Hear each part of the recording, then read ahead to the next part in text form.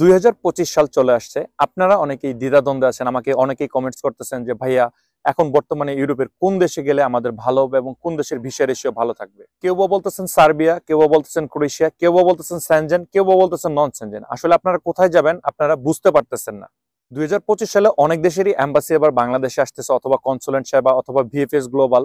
যে জিনিসগুলো আপনাদের জানা দরকার, আপনি চাইলে বাংলাদেশ থেকে আবেদন করতে পারবেন এমন সকল দেশ নিয়ে আজকের ভিডিও। হ্যালো গাইস, আসসালামু আলাইকুম। কি অবস্থা সবার? সবাই কেমন আছেন? আশা করি ভালো আছেন। আলহামদুলিল্লাহ আমিও ভালো আছি। বরাবরের মতো আমি সাকিব আপনাদের সঙ্গে আজকে একটা অত্যন্ত গুরুত্বপূর্ণ ভিডিও নিয়ে হাজির হয়েছি। তার কারণ অনেকে আমাকে কমেন্টস করতেছেন যে ভাইয়া 2025 সালে আমরা কোন দেশে গেলে আমাদের জন্য ভালো হবে, কোন দেশের ভিসা রেশিও ভালো থাকবে এবং সার্বিক দিক বিবেচনা করে সেনজেন বা নন সেনজেন কোন দেশটা আপনাদের জন্য ভালো হবে, এরকম অনেকে আমাকে কমেন্টস করতেছেন। আজকের এই ভিডিওর মাধ্যমে আমি স্টেপ বাই স্টেপ আপনাদের সঙ্গে আলোচনা করব যে অ্যাকচুয়ালি 2025 সালে কোন দেশটা আপনার জন্য সুইটেবল হতে যাচ্ছে। সো আশা করি ভিডিওটি না টেনে সম্পূর্ণ দেখবেন। তার আগে ছোট্ট একটা রিকোয়েস্ট, আপনি যদি আমাদের চ্যানেলে নতুন হয়ে থাকেন তাহলে অবশ্যই চ্যানেলটি সাবস্ক্রাইব করে দিবেন এবং পাশে একটা বেল আইকনটি চেপে দিবেন। আর যদি অলরেডি সাবস্ক্রাইব করে থাকেন, thanks a lot. So let's get start the video. তো চলুন ফার্স্ট অফ অল কথা বলা যাক নন সেনজেন যে দেশটা বা নন সেনজেন যে দেশগুলো রয়েছে সেই ব্যাপারে। তার কারণ হচ্ছে আপনারা সবাই জানেন যে নন সেনজেন দেশের ব্যাপারে আপনার যে খরচটা সেটা একটু কম হয়। সো স্টেপ বাই স্টেপ আমি আলোচনা করার চেষ্টা করব। ফার্স্ট অফ অল আমি বলবো বসনিয়ার কথা। নন সেনজেন দেশের ভিতরে আপনার এখন বর্তমানে আমি যতটুকু মনে করি বসনিয়া আপনাদের জন্য একটা উত্তম সিদ্ধান্ত হতে পারে। তার কারণ হচ্ছে 2024 সালে আপনার শুরুর দিকে বসনিয়ার ভিসা রেশিওটা আলহামদুলিল্লাহ অনেক ভালো ছিল, বাট ইন্ডিয়া ভিসা জটিলতার কারণে দেখা যাচ্ছে যে অনেকে আপনারা অ্যাপয়েন্টমেন্ট ডেট ম্যানেজ করতে পারেননি বা আপনার এম্বাসিটা ফেস করতে পারেননি। বাট ইনশাল্লাহ 2025 সালে আমরা যতটুকু আশা রাখতেছি 2024 সালের চাইতে আপনার বসনিয়াতে কাজটা বেশি হবে। সেই দিকে আমি যদি বলি যে বসনিয়া আপনি যদি আসেন তো সেক্ষেত্রে আপনার এম্বাসির যে বিষয়গুলো এই কাজকর্মগুলো সম্পূর্ণ আপনার ইন্ডিয়াতে করতে হবে। বাট এখানে যদি আপনি আবেদন করেন 2024 সালের তুলনায় 2025 সালে বসনিয়ার ভিসা রেশিওটা আলহামদুলিল্লাহ অনেক ভালো থাকবে। আর খরচের দিকটা যদি আপনি চিন্তা করেন সেক্ষেত্রে আপনি 6 থেকে 8 লাখ টাকার ভিতরে আপনি এখানে আসতে পারবেন। প্রত্যেকটা দেশের ভিডিও নিয়ে এবং প্রত্যেকটা দেশ নিয়ে আমার চ্যানেলে স্পেসিফিক ভিডিও দেওয়া আছে। তার কারণ আমি যদি এখানে বিবরণ দিতে যাই সেক্ষেত্রে ভিডিওটি অনেক বড় হয়ে যাবে। বাট আমি আপনাদেরকে বলবো যে আপনারা যদি এই দেশ সম্পর্কে, আমি যে দেশগুলোর কথা বলতেছি সেগুলো সম্পর্কে যদি বিস্তারিত ধারণা রাখতে চান তো আমার চ্যানেলে প্রত্যেকটা দেশের সিঙ্গেল ভিডিও দেওয়া আছে, সেগুলো দেখে নেবেন। সো বসনিয়া আপনাদের জন্য হতে পারে একটা ভালো অপশন। তো চলুন 2 নম্বরে কথা বলা যাক, সেটা হচ্ছে আপনার সার্বিয়া। সার্বিয়ার ব্যাপারে আপনারা মানে এতটাই অবগত যেটা আমি মানে বলে বুঝাতে পারবো না, কারণ বাংলাদেশের সার্বিয়ার হাইপটা অনেক বেশি। যদি ভিসা রেশিও দেখা যাচ্ছে যে আপনার 100 জনকে দেয়, সেখানে আবেদন পড়ে থাকে আপনার 10,000 20,000। বাংলাদেশ থেকে সার্বিয়ার যে হাইপটা চলতেছে সেই হাইপের অনুসারে আমি বলবো সার্বিয়া আপনার জন্য বেস্ট অপশন হতে পারে। বাট অবশ্যই অথেন্টিক মাধ্যম দিয়ে এবং কিছু নিয়ম এবং কিছু ক্রাইটেরিয়া রয়েছে, সেই জিনিসগুলো আপনি ফিল আপ করে তারপরে আপনি আগানোর চেষ্টা করবেন। অবশ্যই ভালো একটা মাধ্যম দিয়ে আবেদন করার চেষ্টা করবেন। সেই ক্ষেত্রে আপনি যদি সার্বিয়াতে আসেন তো আপনার খরচটা বেসিক্যালি দেখা যাচ্ছে যে এজেন্সি বেদে 8 থেকে 8.5 লাখ টাকা বা 9 লাখ টাকা হতে পারে।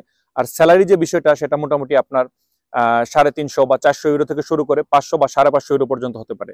বাট ভিসা রেশিওর দিক থেকে যদি বলি 2024 সালে মোটামুটি অনেক ভালো ভিসা রেশিও গেছে সার্বিয়ার।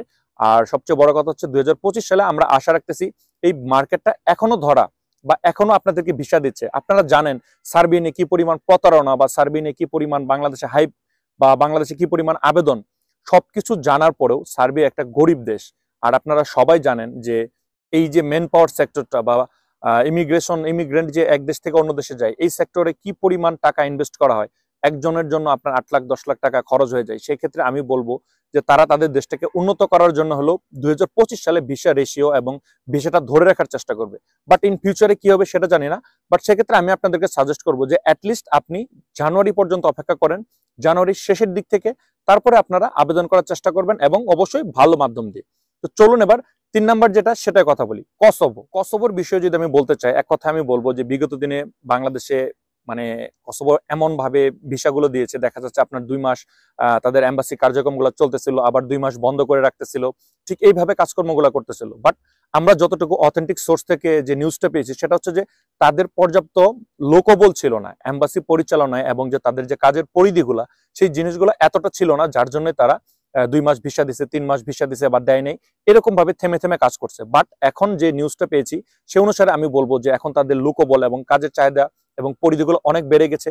আর সবচেয়ে বড় কথা হচ্ছে কসোভোর এম্বাসি বাংলাদেশে অবস্থিত, এর জন্য আপনার ইন্ডিয়ায় যাওয়ার কোনো হ্যাসেল নেই, কোনো প্যারা নেই। সেক্ষেত্রে আমি বলবো যে আপনারা যদি ভালো কোনো অথেন্টিক মাধ্যম পান তো আপনি কসোভোর দিকেও নজর রাখতে পারেন। সেক্ষেত্রে আপনার খরচটা বেসিক্যালি এসে দাঁড়াবে আপনার 6 থেকে 8 লাখ টাকা। আর ভিসা রেশিওর কথা যদি বলি আমি, সেক্ষেত্রে আমি বলবো যে ভিসা রেশিও মোটামুটি আপনার 90 থেকে 95%। সো যারা 2025 সালে খুব অল্প সময় এবং অল্প বাজেটের ভিতরে আপনারা এমন একটা দেশ চাচ্ছেন যে ইউরোপে আপনার আসতে হবে এবং আপনার স্বপ্নের গন্তব্য, সেক্ষেত্রে আপনারা কসোভোটাকে চয়েসে রাখতে পারেন। তো চলুন এবার তার পরেরটা কথা বলি, সেটা হচ্ছে বেলারুশ। দেখেন আমি আপনাকে বলি, আমি যে দেশগুলোর কথা বলতেছি, আপনি যদি এরকম চিন্তা ভাবনা করে থাকেন যে ইউরোপ আমার গন্তব্য এবং আমি কোনোভাবে নন সেনজেন একটা দেশে গিয়ে গেম দিয়ে আমি সেন্ট্রাল ইউরোপে মুভ করব, তাহলে ভাই আমি বলবো যে এই বিষয়ে এই ভিডিও না, ইনশাল্লাহ পরবর্তী ভিডিওতে আপনাদেরকে ধারণা দিব। তার কারণ বেলারুশকে আপনারা অনেকে চয়েস করেন যে গেমের হাব হিসেবে ব্যবহার করার জন্য। আপনারা ভাবেন আপনারা বেলারুশ আসবেন, তারপর বেলারুশ থেকে গেম দিয়ে আপনারা পোল্যান্ড বা লিথুনিয়াতে চলে যাবেন। আমি বলবো যে বেলারুশ যদি আপনি আসতে চান তো আপনার কাজের জন্য আসতে হবে।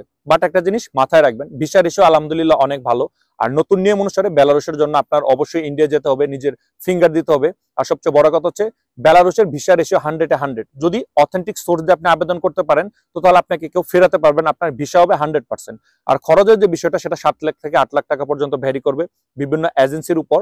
তবে একটা গুরুত্বপূর্ণ জিনিস এখানে আমি বলে রাখি, সেটা হচ্ছে বেলারুশের স্যালারিটা বেসিক্যালি অন্যান্য ইউরোপিয়ান বা নন ইউরোপিয়ান যে দেশগুলো রয়েছে, সুযোগ সুবিধা সার্বিয়া বা অন্যান্য যে দেশগুলোর কথা বলতেছি নন সেনজেন, সেই দেশগুলোর থেকে কিন্তু কম।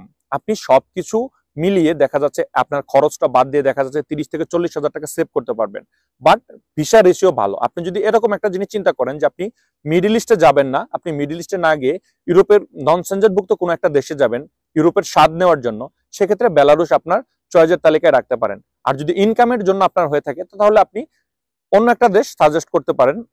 সেটা আমাকে কমেন্টস আপনারা বলবেন যে বেলারুশের সঙ্গে অ্যাকচুয়ালি কোন দেশটাকে কম্পেয়ার করা যায়। বাট আমি আমার পার্সোনাল অপিনিয়ন থেকে বলবো যে বেলারুশের থেকে আপনারা মিডল ইস্টকে চয়েসের ফার্স্ট তালিকায় রাখতে পারেন। তো চলুন এবার কথা বলা যাক তারপরের যে দেশটা সেটা নিয়ে। সেটা বেসিক্যালি আপনার, আমি ইউরোপের কোনো দেশ বলবো না, নন সেনজেন কোনো দেশ বলবো না, বাট ভিসা রেশিওর দিক থেকে আপনার খুব ভালো একটা সময় পার করতেছে, সেটা হচ্ছে আপনার রাশিয়া। আপনি যদি রাশিয়ায় আসেন, রাশিয়ার জন্য আপনার ইন্ডিয়া বা অন্য কোনোখানে যেতে হচ্ছে না, আপনি বাংলাদেশে বসেই আপনার সকল ভিসার কার্যক্রমগুলো করতে পারবেন। সেক্ষেত্রে আমি বলবো যে রাশিয়াকেও আপনারা একটা চয়েসের তুলনায় রাখতে পারেন। আর সবচেয়ে বড় কথা হচ্ছে রাশিয়া আসার যে খরচটা সেটা মোটামুটি মিডল ইস্টের সমপরিমাণ। আপনি 4.5 বা 5 লাখ টাকার ভিতরে আপনি চাইলে রাশিয়া আসতে পারবেন। কাজের পরিধি ভালো রয়েছে এবং স্যালারিটা যেটা বেসিক্যালি সেটা মোটামুটি আলহামদুলিল্লাহ অনেক ভালো পাবেন। সেক্ষেত্রে আমি বলবো যে ভিসা রেশিও এবং খরচের দিক থেকে যদি চিন্তা করেন আপনারা রাশিয়াকে আপনাদের চয়েসের তালিকায় রাখতে পারেন। তো চলুন এবার তার পরের দেশ সম্পর্কে কথা বলা যাক, সেটা হচ্ছে নর্থ মেসিডোনিয়া। আপনি যদি নর্থ মেসিডোনিয়া আসতে চান তো তাহলে অবশ্যই আপনাকে ইন্ডিয়া যেতে হবে। এটা নতুন নিয়ম। আমি যে নিয়মগুলোর কথা বলতেছি বা আমি যে আলোচনাটুকু করতেছি এর বাইরে যদি কোনো এজেন্সি আপনাকে কোনো প্রলোভন দেখায় তো তাহলে তার থেকে দূরে থাকবেন।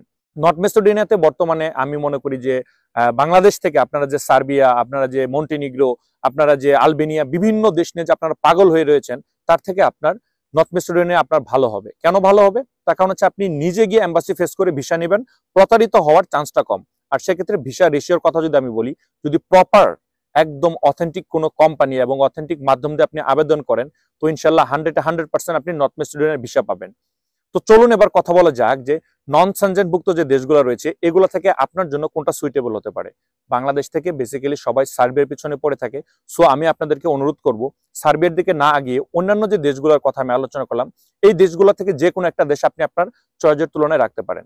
তো চলুন এবার কথা বলা যাক সেনজেনভুক্ত কোন দেশটা আপনার জন্য ভালো হতে পারে। এ বিষয়ে আসার আগে ছোট্ট একটা অনুরোধ, ভিডিও যদি ভালো লেগে থাকে এবং ইনফরমেটিভ মনে হয় তাহলে অবশ্যই লাইক, কমেন্ট এবং শেয়ার করবেন। অ্যাটলিস্ট আমাকে সাপোর্ট করার জন্য আমার চ্যানেলটাকে সাবস্ক্রাইব করে রাখবেন। সো সেনজেনভুক্ত দেশে কথা বলার আগে ছোট্ট একটা কথা বলে নেই, সেটা হচ্ছে বাংলাদেশ থেকে বেসিক্যালি আপনি যদি এখন আমি যে দেশগুলোর কথা বলবো যে কোনো একটা দেশের জন্য যদি আপনি আবেদন করতে চান সেখানে আপনার টাকার পরিমাণটা বেসিক্যালি দেখা যাচ্ছে 12 থেকে 15 লাখ টাকা পর্যন্ত ভ্যারি করবে।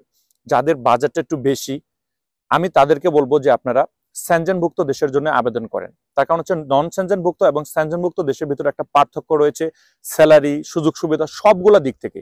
সো সেই ধারাবাহিকতা আমি বলবো যে যদি আপনার মানে বাজেটটা একটু বাড়ানো যায়, দেখা যাচ্ছে যে আপনি একটা নন সেনজেনভুক্ত দেশের জন্য আবেদন করলেন, ফর এক্সাম্পল সার্বিয়া, সেখানে আপনার 8.5 লাখ টাকা, 9 লাখ টাকা বা 10 লাখ টাকাও চার্জ হতে পারে। সেক্ষেত্রে আপনি যদি আরেকটু টাকা বাড়িয়ে যদি কোনো একটা সেনজেন দেশের জন্য আবেদন করতে পারেন তাহলে আপনি সুযোগ সুবিধা এবং এভরিথিং সবকিছুই বেশি পাবেন এবং আপনার যে স্বপ্নের যে গন্তব্যটা, আপনারা বেসিক্যালি ইউরোপে কেন আসেন, বেসিক্যালি আপনাদের ড্রিম কান্ট্রিগুলোতে যাওয়ার জন্য। দেখা যাচ্ছে আপনারা কেউ ইটালি, কেউ আপনার পর্তুগাল, কেউ আপনার ফ্রান্স, কেউ আপনার জার্মানি, এই সকল দেশগুলোতে আপনারা যাওয়ার চিন্তা ভাবনা করেই কিন্তু ইউরোপের উদ্দেশ্যে রওনা হন। আপনার আত্মীয় স্বজন, পাড়া প্রতিবেশী, অনেক পরিচিত মানুষ, অনেক ভাই ব্রাদার থাকে। সো সেই তুলনায় আমি বলবো যে আপনারা পারলে সেনজেনভুক্ত দেশের জন্য আবেদন করেন। সেনজেনভুক্ত দেশের আবেদনের ক্ষেত্রে সবার ফার্স্টে আমি ভিসা রেশিওর ব্যাপারে যে কথাটা বলবো সেটা হচ্ছে পোল্যান্ড।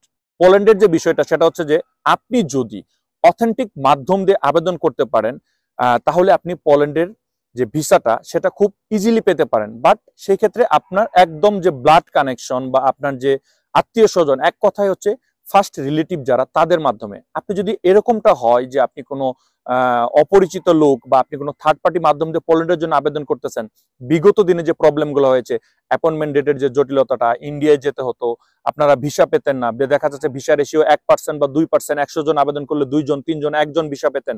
এই জিনিসটার হাত থেকে বাঁচার জন্য আপনারই কোনো পরিচিত লোক যারা ফার্স্ট ব্লাড কানেকশন বা রিলেটিভ, তারা যদি পোল্যান্ডে অবস্থান করে থাকে, তারা একটা অথেন্টিক কোম্পানি থেকে আপনাকে পারমিট এনে দিবে। সেই পারমিটের উপর বেসিস করে সবচেয়ে সুখবর যেটা হচ্ছে আপনি বাংলাদেশ থেকে 2025 সালে আবেদন করতে পারবেন। সেটা হতে পারে ভিএফএস গ্লোবাল, সেটা হতে পারে পোল্যান্ডের এম্বাসি, সেটা হতে পারে পোল্যান্ডের কনসুলেন্ট, যে কোনো একটা বাংলাদেশ থেকে পরিষেবা চালু করার কথা। সেই ধারাবাহিকতায় আমি বলবো যে আপনারা জানুয়ারির পরে পোল্যান্ডের জন্য আবেদন করতে পারেন। বাট একটা জিনিস বারবার বলতেছি, আপনার নিকটস্থ আত্মীয় ছাড়া থার্ড পার্টি মাধ্যম দিয়ে পোল্যান্ডের জন্য আবেদন করবেন না। আর 2 নম্বরে আমি যে দেশটির কথা বলবো সেটা হচ্ছে বুলগেরিয়া। বুলগেরিয়া বিগত দিনে দেখা যাচ্ছে যে আপনারা ইন্ডিয়ায় ভিসা জটিলতার কারণে দেখা যাচ্ছে অনেকেই আপনারা বুলগেরিয়া থেকে মুখ ফিরিয়ে নিয়েছেন, বা আপনারা ইন্ডিয়ায় গিয়ে ভিসাটা পান নাই, আপনার অ্যাপয়েন্টমেন্ট ডেট গুলা সেইভাবে পান নাই, বিভিন্ন ধরনের সমস্যায় জর্জরিত ছিলেন। বাট ভিসা রেশিওর ক্ষেত্রে বুলগেরিয়া আপনাকে 2024 সালে যে পরিমাণ ভিসাটা দিয়েছে সেটা অন্যান্য সেনজেনের তুলনায় বেশি। হ্যাঁ ঠিক আছে, সেটা আমি 2 নম্বরে রাখবো, তার কারণ হচ্ছে 1 নম্বরে একটা আছে, সেটা আমি একটু পরে বলতেছি। সেই ধারাবাহিকতা আমি বলবো, এখন আপনি যদি বুলগেরিয়ার জন্য আবেদন করেন তো আপনার ইন্ডিয়া বা নেপাল এই সকল দেশে যাওয়ার কোনো ঝুট ঝামেলা থাকবে না। ইনশাল্লাহ আপনারা বাংলাদেশ থেকেই বুলগেরিয়ার কনসুলেন্ট হোক বা বুলগেরিয়ার আপনার ভিএফএস গ্লোবাল হোক, কোনো একটা পরিষেবা চালু করে দিবে। বাট সেটা জানুয়ারির পরে। আমি সেনজেনভুক্ত যে দেশগুলোর কথা বলতেছি, অবশ্যই সেই দেশগুলো আপনারা জানুয়ারির পর থেকে আবেদন করার চেষ্টা করবেন অথেন্টিক সোর্স দিয়ে। বুলগেরিয়ার ক্ষেত্রে ভিসা রেশিও আলহামদুলিল্লাহ 95 থেকে 98% পর্যন্ত 2024 সালে ছিল, এবং 2025 সালে এটা আরো বৃদ্ধি হবে। সেই ধারাবাহিকতায় আমি বলবো বুলগেরিয়ার জন্য আপনারা আবেদন করতে পারেন। সেক্ষেত্রে আপনার খরচের পরিমাণটা বেসিক্যালি দেখা যাচ্ছে আপনার 12 থেকে 14 লাখ বা 10 লাখ থেকে 12 লাখ টাকা এরকম লাগতে পারে। আর সময়সীমার ক্ষেত্রে যদি আপনি বলেন সেক্ষেত্রে 6 থেকে 8 মাস সময় লাগতে পারে। এবার বলবো 3 নম্বর যে দেশের কথাটা, সেটা হচ্ছে রোমানিয়া। রোমানিয়া বিগত দিনে বাংলাদেশ থেকে কনসুলেন্ট পরিষেবা চালু করেছিল। আমাদের ভদ্র মহোদয়গণ আমরা কি করেছি না করেছি সেটা আমরাও ভালো জানি, আপনারাও ভালো জানেন। সেই ধারাবাহিকতা আমি বলবো যে ডক্টর মোহাম্মদ ইউনূস স্যারের অত্যন্ত প্রচেষ্টার কারণে আবারও সেই রোমানিয়ার যে কনসুলেন্ট সেবাটা সেটা বাংলাদেশে আসতে যাচ্ছে। সেই ক্ষেত্রে আমি আপনাদেরকে অনুরোধ করব যে এই কনসুলেন্ট সেবাকারী যারা আসবে তাদেরকে আপনারা সবাই হেল্প করবেন। সেক্ষেত্রে ভিসা রেশিওর ব্যাপারটা যদি আমি বলি, 2024 সালের শুরুতে মোটামুটি অনেক ভালো ভিসা দিয়েছে। বাট রোমানিয়া একটু সময় সাপেক্ষ ব্যাপার। আপনি যদি রোমানিয়াতে আসতে চান তো আপনার হাতে পর্যাপ্ত সময় রাখতে হবে। আর অথেন্টিক একটা মাধ্যম দিয়ে যদি আপনি আবেদন করেন, ইনশাল্লাহ 2025 সালে বাংলাদেশ থেকে আপনি কাজ করতে পারবেন, আপনার ইন্ডিয়া বা নেপাল অন্য কোনোখানে যেতে হবে না। সেই ধারাবাহিকতায় রোমানিয়াকেও আপনারা চয়েজের তুলনায় বা চয়েজের যে একটা মানে লিমিটেশন থাকে, লিমিটেশনের ভিতরে রাখতে পারেন। বাট এক্সপেকটেশন যেটা হচ্ছে যে সবচেয়ে বেশি, যে 2025 সালে আমাদের কোন দেশটা সেনজেন একদম সবচেয়ে বেশি ভালো হবে, সেটা হচ্ছে ক্রোয়েশিয়া। ক্রোয়েশিয়া নিয়ে আমার চ্যানেলে অনেক ভিডিও দেওয়া আছে। ক্রোয়েশিয়া নতুন নতুন নিয়ম দিচ্ছে, স্যালারি বৃদ্ধি করতেছে, বিভিন্ন ধরনের সুযোগ সুবিধা আপনাদেরকে দিচ্ছে। আর ক্রোয়েশিয়ার যদি আপনি একটা অথেন্টিক মাধ্যম বা ভালো একটা কোম্পানি একদম বা মালিক দিয়ে যদি আপনি আবেদন করেন, আপনি 100% ভিসা পাবেন, প্রতারিত হবেন না। আর সবচেয়ে বড় কথা হচ্ছে ক্রোয়েশিয়া বিগত দিন আপনারা নেপালে গিয়ে ভোগান্তি হতেন, ইন্ডিয়াতে ভোগান্তি হতেন। বাট 2025 সাল থেকে অলরেডি তারা বাংলাদেশ থেকে কার্যক্রম চালু করে দিয়েছে। রোমানিয়া, বুলগেরিয়া আর হচ্ছে আপনার পোল্যান্ড, এই সকল দেশের যে এম্বাসি বা কনসুলেন্ট সেবার অফিসগুলো সেগুলো আসার কথা। আর ক্রোয়েশিয়াটা মোটামুটি এখন আমরা এতটুকু নিশ্চিত হয়ে গেছি যে জানুয়ারির শেষের দিক থেকে আপনারা বাংলাদেশেই ফাইল সাবমিশন করতে পারবেন। সো আমি আপনাদেরকে বলবো সুযোগ সুবিধার দিক থেকে ক্রোয়েশিয়া আলহামদুলিল্লাহ অনেক ভালো, ভিসা রেশিওর দিক থেকে আলহামদুলিল্লাহ অনেক ভালো। 2025 সালে তারা রিডিউস করছে। অথেন্টিক মাধ্যম দিয়ে যারা আবেদন করবেন, যারা অথেন্টিক কোম্পানি, তারাই শুধুমাত্র পারমিট পাবেন এবং তারাই শুধুমাত্র ভিসা পাবেন। প্রচুর পরিমাণে কাজের অপরচুনিটি রয়েছে এবং তাদের যে মানে নিয়মের যে পরিবর্তনগুলা সেগুলা যারা আমার চ্যানেলের রেগুলার দর্শক বা নিয়মিত আমার ভিডিওগুলো দেখেন, ক্রোয়েশিয়া নিয়ে তাদেরকে নতুন করে পরিচিত করার কোনো বা পরিচয় দেওয়ার কোনো অবকাশই রাখে না। সেই ক্ষেত্রে আমি বলবো যে আপনারা যারা নতুন, আপনারা চোখ বন্ধ করে ক্রোয়েশিয়ার জন্য আবেদন করতে পারেন, বাট লেনদেনের বিষয়টা অবশ্যই আমি আমার প্রত্যেকটা ভিডিওতে যে নিয়মগুলো বলি সেভাবে করার চেষ্টা করবেন। তো চলুন ওভারঅল একটা ডিসিশন আসা যাক যে আপনি সেনজেনভুক্ত দেশে আসবেন আর নন সেনজেনভুক্ত দেশে আসবেন।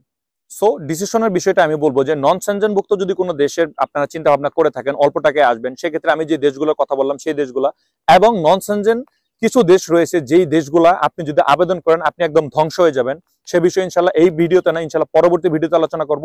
আর সেনজেনভুক্ত দেশে আপনার বাজেটটা যদি বেশি হয় তাহলে চোখ বন্ধ করে, আমার অপিনিয়ন থেকে আমি বলবো ক্রোয়েশিয়ার জন্য আবেদন করেন এবং বুলগেরিয়ার জন্য আবেদন করেন। চোখ বন্ধ করে এই দুইটা দেশের জন্য আপনি আবেদন করতে পারেন। সো ভিউয়ার্স, আজকের ভিডিওটা আর বড় করতেছি না, ডিসিশন নেওয়ার দায়িত্বটা হচ্ছে আপনার। আমি আপনাকে জাস্ট ধারণা দিলাম এবং কিছু ইনফরমেশন শেয়ার করলাম। এই প্রত্যেকটা দেশের স্পেসিফিক সিঙ্গেল ভিডিও আমার চ্যানেলে দেওয়া আছে, আপনারা চাইলে সেগুলো দেখেও নিজেরা ডিসিশন নিতে পারবেন। সো ভিউয়ার্স, সবাই ভালো থাকবেন, আমার জন্য দোয়া করবেন। আজকের ভিডিও আর বড় করতেছি না। আসসালামু আলাইকুম।